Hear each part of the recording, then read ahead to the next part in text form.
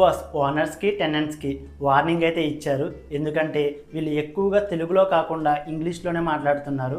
అందువల్ల ఇది తెలుగు షో, ఇంగ్లీష్లో మాట్లాడకూడదని చెప్పి తెలుగులోనే మాట్లాడాలని వార్నింగ్ ఇచ్చి ఇద్దరి టైమింగ్స్ అయితే బిగ్ బాస్ పెంచారు. నేను కూడా ఈ విషయం కోసమే చాలాసార్లు అనుకున్నాను.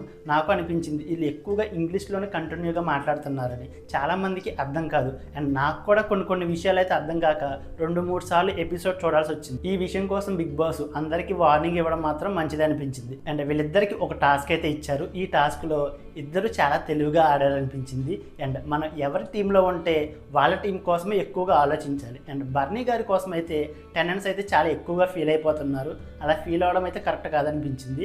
బర్నీ గారు ఏ టీంలో ఉంటే వార్నర్స్ టీంలో ఉన్నాడు కాబట్టి వార్నర్స్ టీం కోసమే ఎక్కువగా ఆలోచించి ఆ టీం విజయం సాధించాలని కోరుకుంటారు. బర్నీ గారు వార్నర్ టీంలోకి వెళ్ళిపోవడం వల్ల టెనెంట్స్ టీం వీక్ అయిపోయిందని చెప్పి అలా అనుకోవడం అయితే కరెక్ట్ కాదనిపించింది. అండ్ సంజన రీతుకి అన్నం తినిపించడం అయితే జరిగింది. ఈ విషయం కోసం ప్రియా చాలా ఎక్కువగా ఓవర్ చేసినట్టు అనిపించింది. ఎందుకంటే వాళ్ళు కూడా చాలా బనానాస్ ఇచ్చారు, చాలా ఫ్రూట్స్ ఇచ్చారు. వాళ్ళకి లేని రూల్స్ సంజన విషయంలో రూల్స్ పెట్టడం అయితే కరెక్ట్ కాదనిపించింది. అండ్ ఈ విషయం కోసమే సంజన కూడా బాగా మాట్లాడింది అనిపించింది. కెప్టెన్ అయిన సంజన కూడా ఇలా చేయడం కరెక్ట్ కాదనిపించింది. కానీ వాళ్ళు చేసినప్పుడు తను చేయడం కూడా తప్పు కాదనిపించింది. బిగ్ బాస్ ఓనర్స్ కి టెనెంట్స్ కి ఇంగ్లీష్ లో మాట్లాడొద్దని చెప్పి తెలుగులోనే మాట్లాడమని చెప్పి వార్నింగ్ ఇచ్చాడు. హౌస్ మేట్స్ అందరూ ఎక్కువగా తెలుగులో మాట్లాడకుండా ఇంగ్లీష్ లోనే మాట్లాడుతున్నారని ఎంతమంది కనిపించిందో వీడియోని లైక్ చేసి కామెంట్ చేయండి.